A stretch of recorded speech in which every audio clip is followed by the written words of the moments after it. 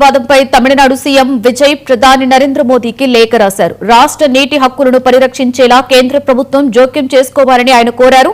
ముఖ్యంగా కావేరీ నదిపై కర్ణాటక ప్రతిపాదించిన మేకేదాటు డ్యాం నిర్మాణానికి ఎట్టి పరిస్థితుల్లోనూ అనుమతి ఇవ్వొద్దని లేఖలో విజ్ఞప్తి చేశారు. మేకేదాటు ప్రాజెక్టు అమలైతే తమిళనాడుకు రావాల్సిన కావేరీ జలాల ప్రవాహంపై ప్రతికూల ప్రభావం పడే అవకాశం ఉందని విజయ్ ఆందోళన వ్యక్తం చేశారు.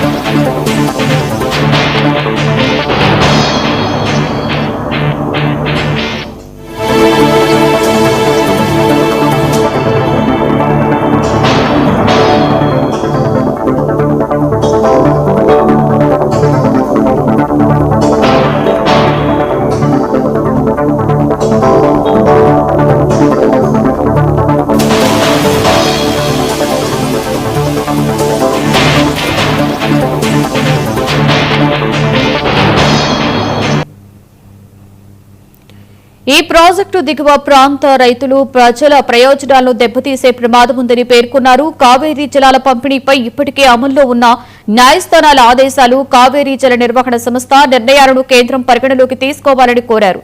తమిళనాడు రైతుల ప్రయోజనాలను దృష్టిలో ఉంచుకుని రాష్ట్రానికి కేటాయించిన నీటి వాటాను పూర్తిగా రక్షించే చర్యలు తీసుకోవాలని ప్రధాని మోదీని విజయ్ విజ్ఞప్తి చేశారు.